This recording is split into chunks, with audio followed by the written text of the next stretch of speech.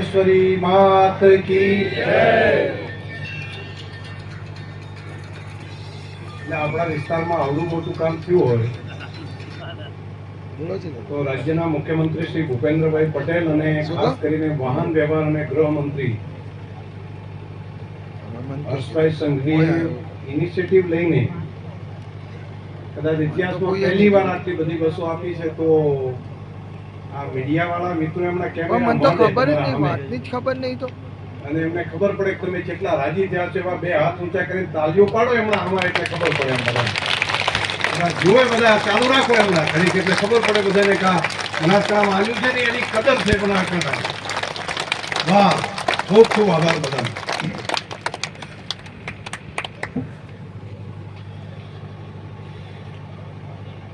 આજના કાર્યક્રમમાં અહીં ઉપસ્થિત જેમણે બનાસકાંઠાની ભાષામાં પહેલો શબ્દ વાપર્યો રમ રમ, તમને રમ રમમાં સમજણ તો પડી, પણ એ હર્ષભાઈ અહીંના વતની છે.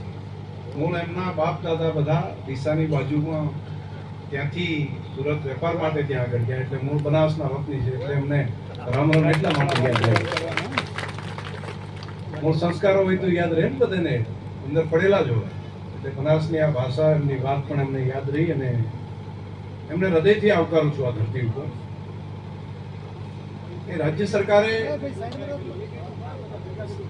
સીમાવર્તી વિસ્તારને યાદ કર્યો.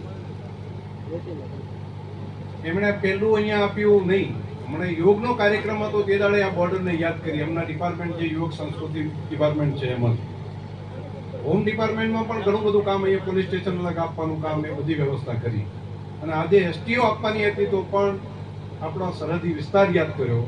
એટલા માટે આ પ્રેમ ને લાગણી માટે હું આ વિસ્તારના પ્રજાજનો વતી રાજ્યના ગૃહમંત્રી શ્રી, વાહન વ્યવહાર મંત્રી શ્રી, યુવક અને સાંસ્કૃતિક મંત્રી શ્રીને હું અહીંયા આવકારું છું, એમનો આભાર પણ માનું. સાથે આપણા લોકપ્રિય સાંસદ અને સતત આ વિસ્તારની પ્રજા માટે કામ કરતા આપણા નેતા, અને હમણાં જેમને મારા પછી એમણે આભાર વિધિ અને વાત પણ એમણે કરવાની છે, એવા આપણા સાંસદ પરબતભાઈ પટેલ સાહેબ, આપણા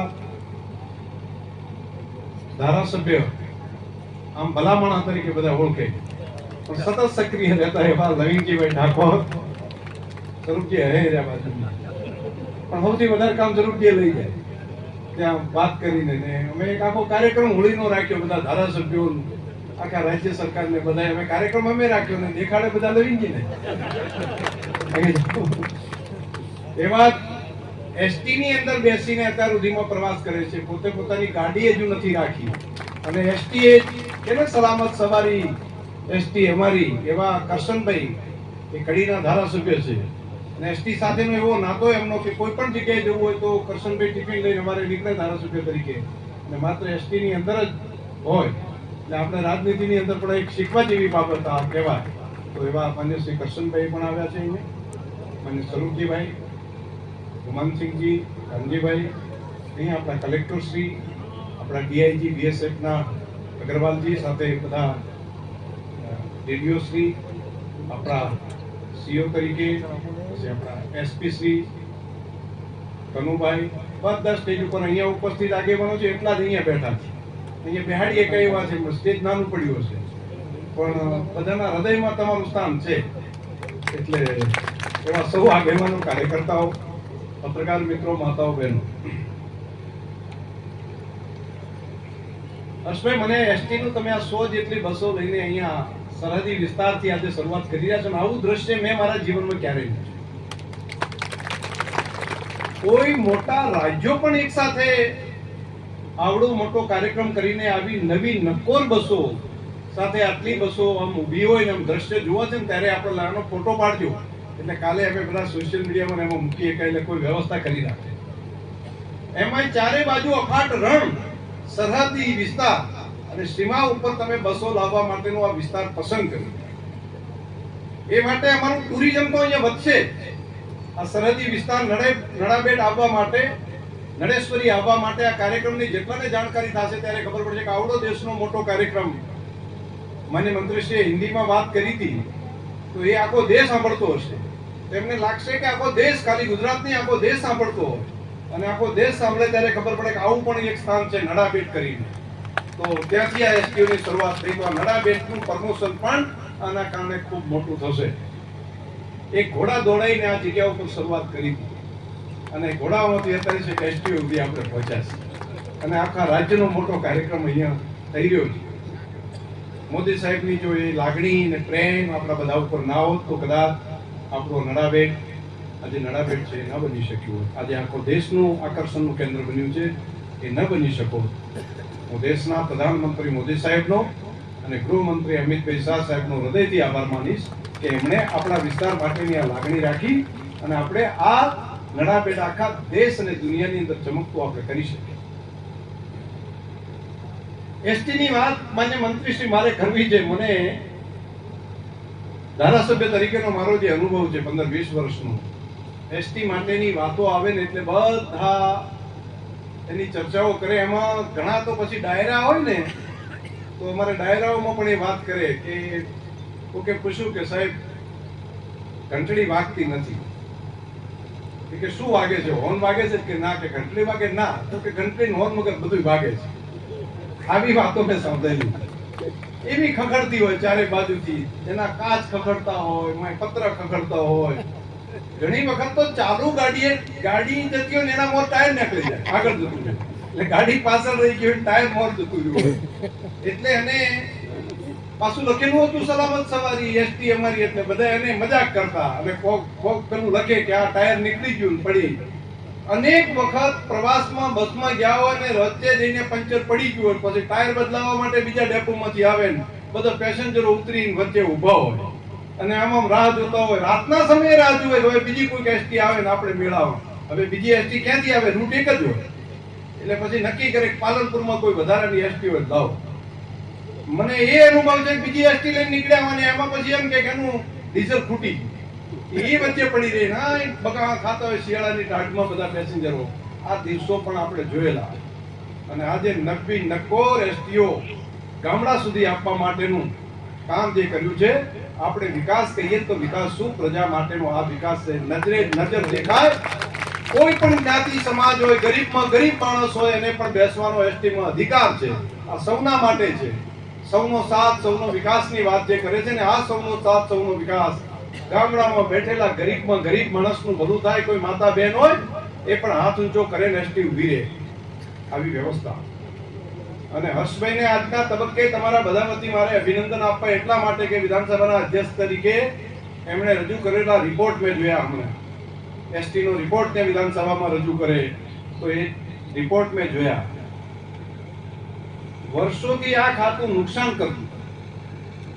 પહેલી વખત હર્ષભાઈ તમારા આંકડા મેં જોયા પછી મને ખબર પડી કે નફો કરતું એસટી કરી. કઈ રીતે કરી જાદુ સમજાવો. એટલે તમારી આ સ્વભાવ અને સમજણને પણ હું અભિનંદન આપીશ કે આટલી નાની ઉંમરે એક એસટી ડિપાર્ટમેન્ટને આ પ્રમાણે નફો કરવું એ નાની બાબત નથી. બહુ મોટું કામ કર્યું છે. એટલે રાજ્યના મંત્રીશ્રી અને મુખ્યમંત્રીશ્રી બંનેને હું હૃદયથી આજે આ સરહદી વિસ્તાર ઉપરથી અભિનંદન આપીશ કે સુવિધા તો વધારી, એસટી ના ડ્રાઈવર કંડક્ટરના પગારે વધાર્યા, એની સ્વચ્છતા પણ વધારી. બસ સ્ટેન્ડો હતા એ પણ જાણે એરપોર્ટ હોય એ ટાઈપના અનેક બસ સ્ટેન્ડો તમે નવા ઉભા કર્યા. નવી બસો આપીને તોય નફો કરતું કઈ રીતે કર્યું? આ તો બાકીના રાજ્યોએ પણ બધાએ સમજવા જેવી બાબત છે મને લાગે છે. તો એક વખત ખાસ કરીને યુવાનોએ ખાસ કરીને જે છે એમણે આ સ્ટડી કરવા જેવો કેસ છે કે ગુજરાતમાં એસટી નિગમ જે ખોટ કરતું હતું એને કઈ રીતે એમણે નફો કરતું કર્યું, એમાંથી ખોટમાંથી બહાર લાવ્યા કઈ રીતે અને સુવિધા કઈ રીતે વધારી. આ એક અદ્ભુત ઘટના છે. અને આપણે ત્યાં 100-200 નો કાર્યક્રમ કર્યો એ નહીં, એના સિવાય બાકી દક્ષિણ ગુજરાતની અંદર, બાકી મધ્ય ગુજરાતમાં, સૌરાષ્ટ્રમાં આ રીતે બસો આપવાનું પણ કામ ચાલુ છે સાથે સાથે. આ એક બહુ મોટી ઘટના છે. તો એસટી તો એકદમ બદલાઈ રહી છે, ચારે બાજુથી બદલાઈ રહી એવું મને લાગે છે. અને હવે તો અહીંથી સરકારી વોલ્વો બસની અંદર જઈએ ને તો બધા એમ કહે છે કે સરકારની વોલ્વો બસમાં જવું છે. અમે પણ હમણાં પ્રવાસ કર્યો તો વોલ્વો બસ આખી કરી છે. તો આરામથી ત્યાં આગળ જઈ શકાય, સુતા જઈ શકાય એ રીતની બસો અહીંથી ચાલુ કરી છે. તો મારી એક લાગણી એવી પણ છે કે અમને હવે તમે અહીંયા બસો આટલી આપો છો ને એક સુરતની કરી આપો. અમારા સુરત ઘણા બધા રહે, અહીંયાથી રામજીભાઈને અમારે કહેતા હોય છે બધા, ત્યાંથી આવતા જતા બધાને જુએ તો એક આ સરસ મજાની લક્ઝરી બસ જેવું થઈ જાય તો અમારે એ પણ કરવું છે. અમારે આ દ્વારકા ઘણા જાય ચાલતા, તો દ્વારકા બાજુ જવું હોય બીજે ત્રીજે, અને તાલુકાને જોડીને નડાબેટ હંગાથેની બસો થોડી જોઈન્ટ કરવી છે કે અહીંયા બધા ધાનેરાથી આવીએ કે પાલનપુરથી આવીએ કે ચારે બાજુથી આવે તો અમારે સરળતા રહે ને પેસેન્જરોને બહારથી ટુરિસ્ટો આવે એને સારું રહેશે. અમારા સરહદી વિસ્તારમાં થરાદ થઈને હમણાં આટો મારે, દિયોદર થઈને આવે, હમણાં રાધનપુર થઈને આવે, તો આવતા જતા હગાવાલા હોય એવી વ્યવસ્થાઓ થાય. તો બાકી પણ રજૂઆત માટેની કેટલીક બસો વધારાની છે એ પણ તમારા બધા વતી અહીંથી આ વિસ્તારમાંથી પણ આજે મોહાળ વિવાન મા પીરહણે હોય ને એવો સંજોગ છે, એટલે આટલો પ્રેમ ને લાગણી જ્યારે મંત્રીશ્રી આપણા વિસ્તાર માટે રાખી છે તો પછી આપણે આપણા વિસ્તારમાંથી આ કામ કરવામાં કઈ બાકી ન રાખીએ. પરંતુ આપે ને એનું થાય. બાકી તો આખી એક એસટી ચાલુ કરવા માટે ધારાસભ્યનું 5 વર્ષના ટર્મ જતા રહેતા. એમણે એને આખી ચૂંટણીમાં એમ કે તમારા ગામનો રૂટ મેં ચાલુ કરાયો તો એસટી નથી આવતી, નહીં મેં કરાવી હતી. ભગવાનભાઈ ધનજીભાઈ ખબર હશે, એ એક રૂટ માટે કરીને આખી વિધાનસભાની ચૂંટણી લડ્યા હોય. તો આવા દિવસો આપણે જોયા છે ને. એની જગ્યાએ હો બચો અહીંયા આગળ એક સાથે આપણા વિસ્તારની અંદર અહીંયા આવતી હોય, આપણા જિલ્લામાં આવતી હોય, આ એક રાજીપો થાય એવો કાર્યક્રમ છે. પણ આ બધું થાય છે ક્યારે ખબર છે? કુવામાં હોય ને તો અવાડામાં પોકે. દિલ્હીમાં બેઠેલા મોદી સાહેબ બધાની માટે લાગણી રાખે છે ને, ત્યાં જે આર્થિક તાકાત જે બની છે કે 11મા નંબરથી 5મા નંબરનું અર્થતંત્ર હિન્દુસ્તાનનું માત્ર 10 વર્ષમાં દેશના પ્રધાનમંત્રીશ્રીની આગેવાનીમાં હિન્દુસ્તાનનું બન્યું. પ્રજા એની, સંસાધનો એના, પરંતુ જ્યાં કાણા પડ્યા હતા ને કાણા બધા બુર્યા. પહેલા દિવસે કહેતા હતા કે આ કહે છે પણ આવું શેનું થાય, પરંતુ એ બંધ થયું. જે કરપ્શનના પૈસા વચ્ચે જતા રહેતા હતા એ બધા બંધ કર્યા. એને કારણે કરીને 11મા નંબરથી કરીને 5મા નંબરનું અર્થતંત્ર હિન્દુસ્તાન બન્યું. અને મોદી સાહેબ કહે છે કે આગામી સમયની અંદર 1 થી 3 જે આર્થિક મહાસત્તાઓ છે એમાં હિન્દુસ્તાનનો નંબર આપણે લાવવો છે. જેમ અમેરિકાનો નંબર હોય એ રીતે હિન્દુસ્તાનનો નંબર આપણો લાવવા માટેના સપના જોવાનું કામ ભારતે કર્યું છે. અને આમ દેખાય છે, અસરે દેખાય છે. ઇઝરાયલ અને ત્યાં આગળ ઝઘડો ચાલતો હોય અને ત્યાં આગળ દુનિયા બધા કહે કે કોઈક જઈને મોદી સાહેબને કહો કે આ ઝઘડામાં વચ્ચે પડે કંઈક સમાધાન કરાવે. આપણા ગામનો નહીં, આપણા દેશનો નહીં, ઇઝરાયલનો ઝઘડો ચાલતો હોય ત્યાં દુનિયાના મોટા મોટા દેશો એમ કહે કે હિન્દુસ્તાનના વડાપ્રધાનને કોક કંઈક રસ્તો કાઢે. આ બદલાવ દેખાય છે. આવું કોઈ દાડો આપણે તે નહોતું. રશિયા અને યુક્રેનનો ઝઘડો ચાલતો હોય, ચારે બાજુ એકબીજાના લોહીના તરસા બન્યા હોય, તોપોની ધણધણાટી બોલતી હોય, ગોળીઓ છૂટતી હોય, અને ત્યાં હિન્દુસ્તાનના પ્રધાનમંત્રી ત્યાં આગળ રશિયા અને યુક્રેનને ફોન કરીને કહે કે મારા દેશના છોકરાઓ ત્યાં ફસાયા છે, મારે એમને કાઢવા છે સલામત રીતે. કોઈની ગોળી ત્યાં આગળ અડે નહીં, એની જવાબદારી તમારી. 48 કલાક માટે તમારી લડાઈ બંધ કરો. તમારે તમારા લોહીના તરસા હોય તો તમે તમારું ભરી પીવો, પણ મારો દેશ 48 કલાક માટે મારા દેશના કોઈનું લોહી આ ધરતી પર ના પડવું પડે. અને સાહેબ, દુનિયાના ઇતિહાસમાં પહેલી વખત આ ઘટના થઈ કે 2 દેશો લડાઈ આવડી મોટી ચાલતી હોય અને લડાઈ 48 કલાક માટે બંધ થઈ જાય. હાથમાં તિરંગો લઈને નીકળે કે સલામતી સાથે, કોઈ એના સામે આંગળી ના કરે. આ હિન્દુસ્તાન બદલાયેલું હિન્દુસ્તાન. અને માત્ર હિન્દુસ્તાનના વિદ્યાર્થીઓ નહીં, પાકિસ્તાન વાળાને નીકળવું હોય તો એ પછી તિરંગો લઈને નીકળે, ગમે યાદ છે તિરંગો લઈને નીકળે, એને કોઈ ના આડે. આવું તો કોઈ દિવસ આપણે જોયું નતું, વિચાર્યું નતું. આ થઈ શક્યું. આ દેશમાં આવું એક નેતૃત્વ આપણને મળ્યું ને, મરદ નેતૃત્વ મળ્યું, એટલા માટે થઈ શક્યું. આપણને નર્મદાનું પાણી પહોંચાડ્યું, ખાતામાં ખેડૂતોના પૈસા આપે, એટલા પૂરતું નહીં, પરંતુ અયોધ્યાની અંદર પ્રભુ રામનો જે 500 વર્ષથી પ્રશ્ન જે પડ્યો હતો, બધા આપણા વડીલો કહેતા, આપણા પૂર્વજો એમ કે ક્યારેક ને ક્યારેક તો પ્રભુ રામનું મંદિર બનશે ને ટેન્ટમાંથી ભગવાન ક્યારેક તો મહેલમાં જશે. પ્રશ્ન થતો નતો, પેઢીઓ ને પેઢીઓ જતી રહી, એનો ઉકેલ નતો આવતો. પરંતુ અત્યારે ઘણા તો મજાક મસ્કરી દેશમાં થતી, તારીખ ક્યારે બતાવશું, બીજું ત્રીજું, એ બધું બાજુમાં રહ્યું. અને ભવ્ય અને દિવ્ય મંદિરનું નિર્માણ પણ થયું અને પ્રભુ રામના મંદિરનું પ્રાણ પ્રતિષ્ઠા મહોત્સવ પણ થયો. મને લાગે છે કે આ ઉજ્જવળ હિન્દુસ્તાન માટેની શરૂઆત થઈ છે. તો વિશ્વની આર્થિક મહાસત્તાઓ સુધી હિન્દુસ્તાન પહોંચે એની કલ્પના એની શરૂઆત આપણા દેશમાંથી શરૂઆત થઈ ગઈ છે. તો સારું કામ કરવા વાળા હોય ને એને ચેડે ના પડે.